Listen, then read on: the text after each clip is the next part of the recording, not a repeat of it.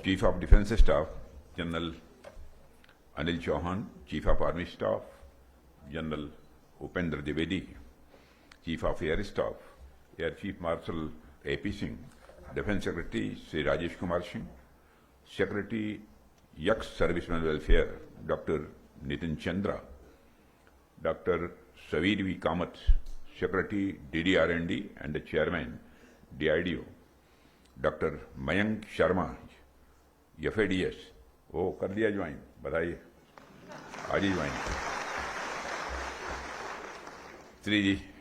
श्रीमती दीप्ति मोहिल चावला,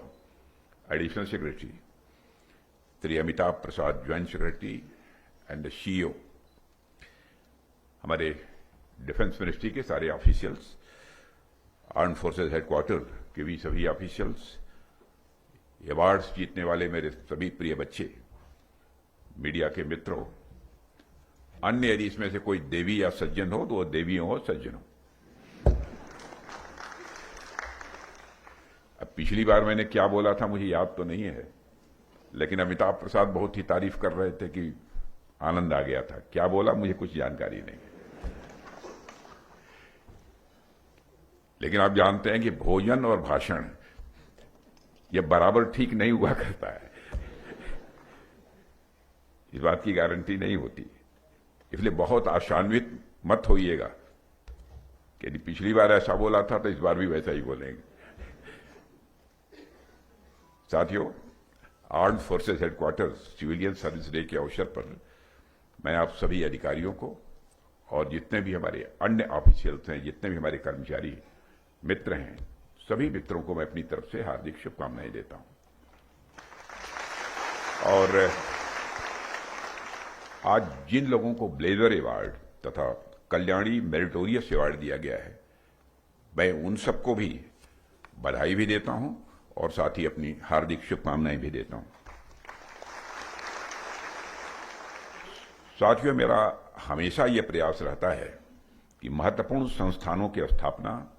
अथवा अन्य इस प्रकार के कोई विशेष दिवस रहा करें तो मैं निश्चित रूप से उन कार्यक्रमों में भाग लेने के लिए जाऊं, लोगों से मिलूं, लोगों से संवाद स्थापित करूं। खासतौर पर यदि वह संस्थान रक्षा क्षेत्र से जुड़ा हुआ हो तो स्वाभाविक रूप से हमारी दिलचस्पी भी बढ़ जाती है, क्योंकि दिलचस्पी इसलिए भी बढ़ती है कि मैं जानता हूं कि हमारी रेस्पॉन्सिबिलिटी है, यह हमारी रेस्पॉन्सिबिलिटी का विषय है। लेकिन इससे भी बड़ी बात यह है कि ऐसे महत्वपूर्ण अवसरों पर मुझे अपने उन साथियों से मिलने का अवसर मिलता है जो भारत के रक्षा क्षेत्र में विकास के लिए कार्य कर रहे हैं। साथियों, आज का यह celebration armed forces headquarter civilian services की अब तक की यात्रा को मैं यदि कहूं कि जीवंत बना रहा है तो यह कहना भी एग्जैगरेशन नहीं होगा, क्योंकि आप सभी को मैं जो देख रहा हूं, आपके चेहरे को, आपके अंदर एक जीवंतता मुझे देखने को मिल रही है। लगभग 8 दशकों से भी ज्यादा समय से यहां के अधिकारी, यहां के कर्मचारी हमारी आर्म्ड फोर्सेस के मजबूती के लिए काम कर रहे हैं। बहुत बड़ा आपका कंट्रीब्यूशन है।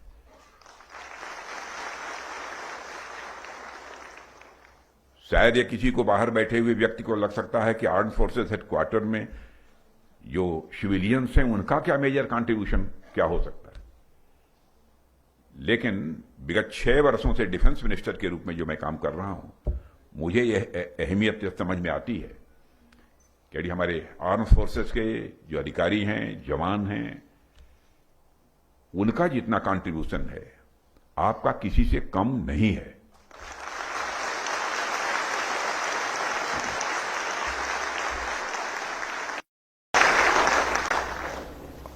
और कम से कम एक दिन मुझे ऐसा प्राप्त हुआ है ताकि मैं आपके कामकाज को भी एक्नॉलेज कर सकूं, यह मेरा सौभाग्य है। और आज के दिन को मैं सिर्फ सेलिब्रेशन के दिन नहीं, हमको नहीं समझना चाहिए, बल्कि ये एक रिफ्लेक्शन का दिन है और साथ ही साथ इंट्रोस्पेक्शन का भी दिन है। आपके भी इंट्रोस्पेक्शन का दिन है कि भविष्य में और क्या कुछ अधिक कर सकते हैं।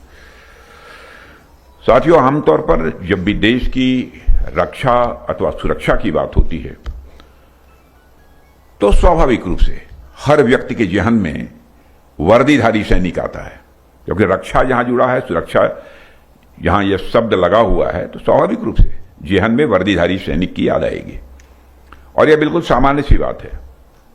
क्योंकि हमारे वर्दीधारी सैनिक सीमाओं पर खड़े होकर देश की रक्षा करते हैं, देश के मान सम्मान स्वाभिमान की रक्षा करते हैं।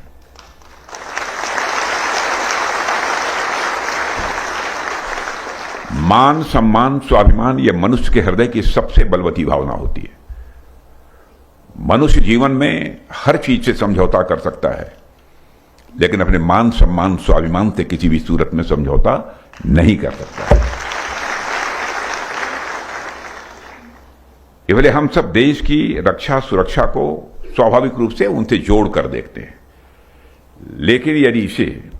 और भी व्यापक तरीके से देखा जाए तो किसी भी सैन्य शक्ति के पीछे